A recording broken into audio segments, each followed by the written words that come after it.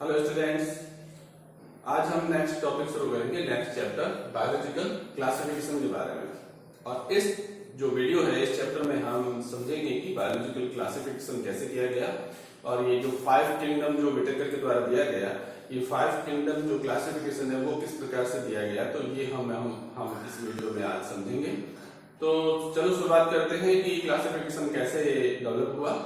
सबसे पहले अर्लीस्ट जो साइंटिस्ट है, अर्लीस्ट बात करते हैं शुरू में, जो अरस्तु ने क्लासिफिकेशन की शुरुआत की। जस्ट उन्होंने क्या किया कि जो प्लांट्स एंड एनिमल्स उनको क्लासिफाई करने की कोशिश की मॉर्फोलॉजिकल कैरेक्टर्स के हिसाब से, है ना।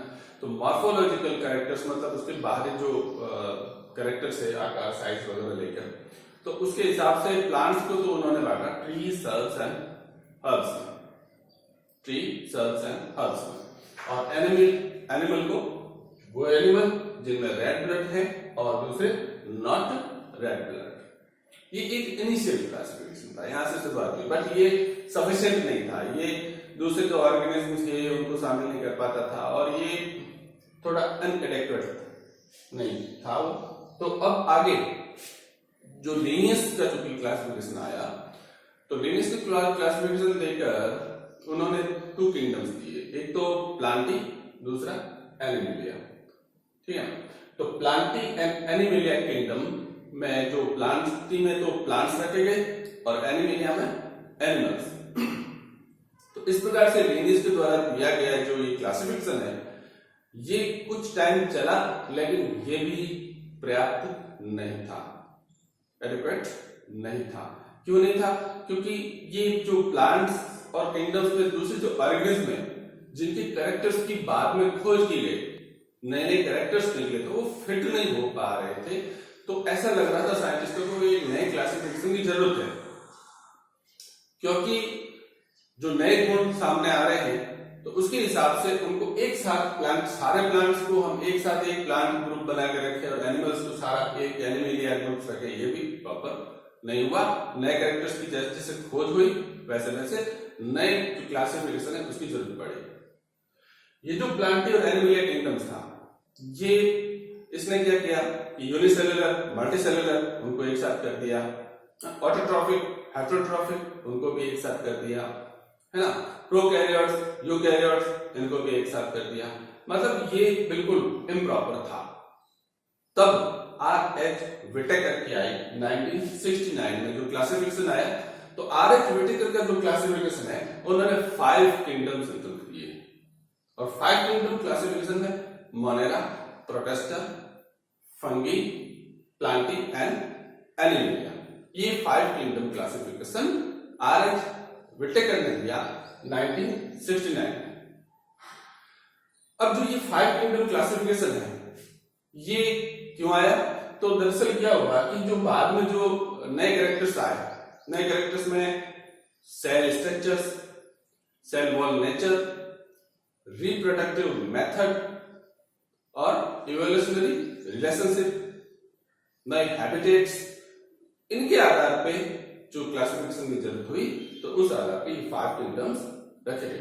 तो मेनली थे सेल स्ट्रक्चर, सेल वॉल का नेचर, है ना, और मोड ऑफ न्यूट्रिशंस कैसे ली जाती है, रिप्रोडक्शन कैसे करते हैं, सेल का स्ट्रक्चर्स कैसा है, सेल वॉल कैसी है, और हैबिटेट्स वो कहाँ कहाँ पाए जाते हैं, है ना, और इवोल्यूशनरी रिलेशनशिप क्या है, उसके आधार पर ये 5 किंगडम सिस्टम 1969 में R.H. विटेकर ने दिया। अर्लियर जो बात थी क्लासिफिकेशन, अर्लियर क्लासिफिकेशन में क्या किया गया था कि जो मेन रूप से जो प्लांटी और एनिमलिया बांटा है, उसमें हम बात करते हैं जैसे bacteria, blue green algae, mosses, ferns, gymnosperms, angiosperms, है ना, इन सबको इसमें शामिल कर दिया प्लांट्स में। अब जो प्लांट्स में उसको शामिल कर दिया, ये बेस्ट था मेनली सेल वॉल के नेचर, क्योंकि इन सब में क्या थी, सेल वॉल, तो उसके आधार पर उसको सब तो प्लांट में, बट ये पर्याप्त नहीं था। उसने क्या किया कि जो बैक्टीरिया है वो क्या है, प्रोकैरियोट्स है, तो उस बैक्टीरिया को, प्रोकैरियोट्स बैक्टीरिया को ब्लू ग्रीन एल्गीज के साथ शामिल कर दिया जो यूकैरियोट्स है। उसको साथ में रख दिया, जो नहीं रखना था, उचित नहीं था। फिर उसने क्या किया, यूनिसेलुलर और मल्टीसेलुलर जो ऑर्गेनिज्म है उनको भी साथ कर दिया यूकेरियोट्स में, जैसे बैक्टीरिया, क्लेमाइडोमोनास एंड स्पाइरोगैरा, ये एल्गीज हैं। तो क्लेमाइडोमोनास और स्पाइरोगैरा, क्लेमाइडोमोनास यूनिसेलुलर है, उसको स्पाइरोगैरा के साथ शामिल कर दिया। और कुछ हेटेरोट्रॉफिक थे जैसे फंगी, उसको शामिल कर दिया प्लांट्स के साथ। ये भी इम्प्रॉपर था। फंगीज में क्या है, फंगीज का जो सेल वॉल है, सेल वॉल स्ट्रक्चर है, उसकी काइटिन की बनी हुई है, जबकि दूसरी जो प्लांट्स है उनकी सेल वॉल स्ट्रक्चर सेलुलोज की बनी हुई है। तो इन दोनों को भी शामिल करना उचित नहीं था, तो फिर एक नया किंगडम अलग से बना दिया, किंगडम फंगी, ये डेवलप कर दिया। तो प्लांटेड एनिमलिया तो थे ही साथ में, उसके साथ में एक और नया किंगडम क्या बन गया, फंगी। जो जिसमें फंगी पूरा अलग ग्रुप बना दिया, जिनमें सेल वॉल क्या है, काइटिन की बनी हुई है, तो उसका अलग हो गया फंगी। अब दूसरी बात यह आती है कि जो प्रोकैरियोट्स थे, बैक्टीरिया, इनको एक ग्रुप बना दिया सारे प्रोकैरियोट्स का, वो है मोनेरा, उनका ग्रुप कर दिया मोनेरा। और जो यूकैरियोट्स थे, और यूकैरियोट्स में जो यूनिसेलुलर है, उन यूनिसेलुलर को अलग से ग्रुप कर दिया प्रोटिस्टा। जिस प्रोटिस्टा में शामिल है यूनिसेलुलर में क्लेमाइडोमोनास, कॉलेरा, जो फंगी प्लांट से आए थे, क्लेमाइडोमोनास, कॉलेरा, और इसके अलावा अमीबा एनिमल्स हैं, तो उसको एनिमल दूसरे उसको सबको प्रोटिस्टा में शामिल कर दिया।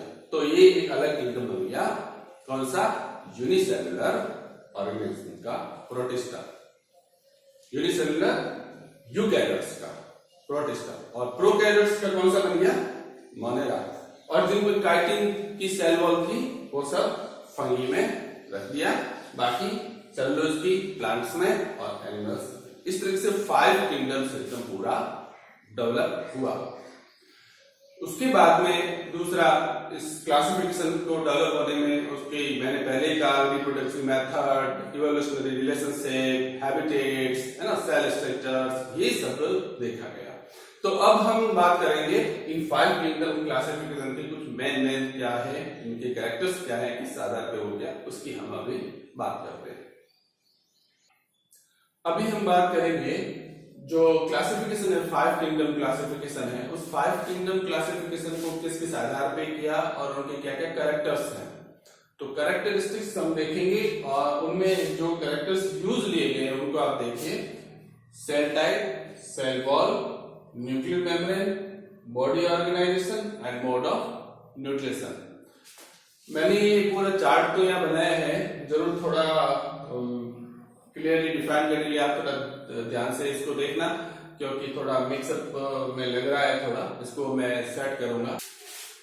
मोनेरा, प्रोटिस्टा, फंजाई, प्लांटियन, एनिमलिया, ये जो 5 किंगडम है और उनके जो कैरेक्टर्स हैं, cell type, cell wall, nuclear membrane, body organisation and mode of nutrition.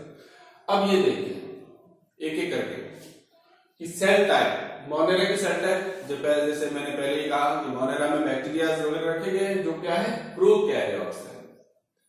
Eukaryotes से अलग करके एक अलग किंगडम बनाया, वो है मोनेरा, और उसको रखा है प्रोकैरियोट्स में। आगे है यूकैरियोट्स, ये सारे के सारे दूसरे किंगडम से वो क्या है, वो यूकैरियोट्स है। सेल वॉल की बात करते हैं, then cell wall. Cell wall जो मोनेरा की है, इसमें पॉलीसैकेराइड और एमिनो एसिड से बनी हुई ये जो सेल वॉल है, बिल्कुल। और बाकी में सेल वॉल है प्रेजेंट, पहली बात है सेल वॉल है कि नहीं है, लॉजिक है। बाकी में जो सेल वॉल है वो प्रेजेंट है, कुछ में प्रोटिस्टा के कुछ ग्रुप्स में प्रेजेंट है, फंगी में, फंगी के कुछ ग्रुप्स में फंगी में बनी हुई है, लेकिन वो किसकी बनी हुई है, काइटिन की है, जो मैंने पहले कहा।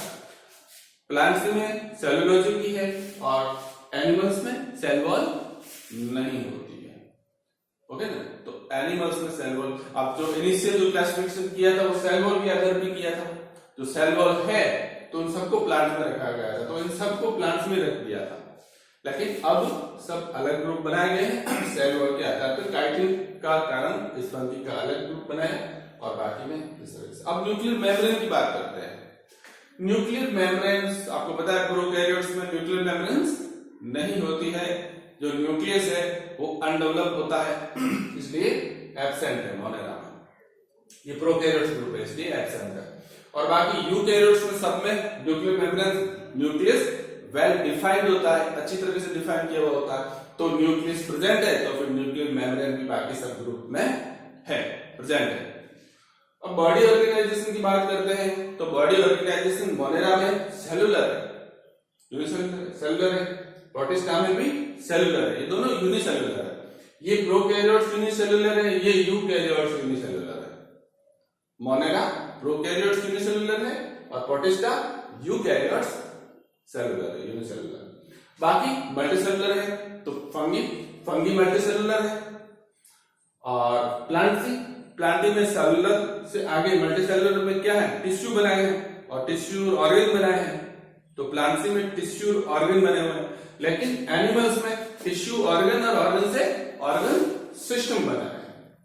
एनिमल्स में ऑर्गन सिस्टम तक उसका जो बॉडी ऑर्गेनाइजेशन है वो ऑर्गन सिस्टम तक है, जबकि प्लांटी में ऑर्गन्स तक है और फंगी मल्टीसेलुलर और ये दोनों यूनिसेलुलर है, तो सेलुलर। अब बात करते हैं मोड ऑफ न्यूट्रिशन की। मोड ऑफ न्यूट्रिशन, न्यूट्रिशन मतलब पोषण कैसे लेते हैं, कैसे दूसरे अपना जो भोजन प्राप्त करते हैं। तो ये जो मोनेरा है, मोनेरा ऑटोट्रॉफिक भी है और हेटेरोट्रॉफिक भी है, ये दोनों है। तो ऑटोट्रॉफिक है तो यानी फोटोसिंथेसिस करते हैं और केमिकल से करते हैं तो कीमोसिंथेटिक हो गया, और हेटेरोट्रॉफिक सैप्रोफाइट्स एंड पैरासाइट्स है, यानी सैप्रोफाइट्स नरजीवी डेड प्लांट वगैरह के ऊपर ये जीवित रहते हैं तो सैप्रोफाइटिक है, और पैरासाइटिक यानी दूसरे के ऊपर पोषण प्राप्त करते हैं, दूसरे जीवों के अंदर रह के, तो पैरासाइटिक है। प्रोटिस्टा यूनिसेलुलर है और ये ऑटोट्रॉफिक भी है और हेटेरोट्रॉफिक भी है। ऑटोट्रॉफिक में ये फोटोसिंथेटिक है, यानी फोटोसिंथेसिस करते हैं, और कुछ जो प्रोटिस्टा है वो हेटेरोट्रॉफिक भी है। फंगी की बात करते हैं, देन फंगी ऑटोट्रॉफिक नहीं है, ये सिर्फ हेटेरोट्रॉफिक है। हेटेरोट्रॉफिक का मतलब होता है दूसरों के ऊपर निर्भर रहने वाले, और ऑटोट्रॉफिक यानी खुद ही अपना भोजन बनाने वाले। तो दूसरों के ऊपर निर्भर है, ये फंगी हेटेरोट्रॉफिक है, और उसमें भी ये सैप्रोफाइटिक है और पैरासाइटिक है। सैप्रोफाइटिक यानी कि डेड और डिकेइंग जो एनिमल्स और प्लांट्स होते हैं उसके ऊपर जिंदा रहते हैं, और दूसरे प्लांट्स और एनिमल्स के बॉडी के अंदर रहकर भी वो जिंदा रहते हैं। प्लांटी की बात करते हैं तो प्लांटी सब जानते हैं, प्लांट्स ऑटोट्रॉफिक होते हैं और वो फोटोसिंथेटिक होते हैं, यानी कि फोटोसिंथेसिस से वो पोषण प्राप्त करते हैं। तो ये प्लांटी की बात करते हैं। और एनिमल्स कोई ऑटोट्रॉफिक नहीं होता है, सारे एनिमल्स क्या होते हैं, हेटेरोट्रॉफिक होते हैं, यानी दूसरों से भोजन प्राप्त करते हैं, हेटेरोट्रॉफिक होते हैं, और उसमें भी होलोजोइक एंड सैप्रोफाइटिक। तो इस प्रकार से ये कैरेक्टर्स जो है 5 किंगडम्स की, आप ये क्लासिफिकेशन ध्यान में रखना। और ये क्लासिफिकेशन में इनका जो सेल टाइप कैसी है, सेल वॉल कैसी है, न्यूक्लियर मेम्ब्रेन कैसी है, बॉडी ऑर्गेनाइजेशन कैसा है, और मोड ऑफ न्यूट्रिशन उनका कैसा है, इसके आधार पर ये 5 किंगडम बांटा गया है। अब अगले वीडियोस में मैं इन सारे किंगडम्स के बारे में अलग अलग मैं बताऊंगा। मोनेरा का अलग, प्रोटिस्टा, फंगी, प्लांटियर, एनिमिलिया। प्लांटियर एनिमिलिया जो है जो हम अगले चैप्टर्स में देखेंगे, जबकि इस चैप्टर में हम मोनेरा, प्रोटिस्टा एंड फंगी के बारे में थोड़ा बहुत देखेंगे। तो अभी आज का वीडियो इतना है। अगर आपको अच्छा लगा तो सब्सक्राइब जरूर कीजिए। Thanks for watching.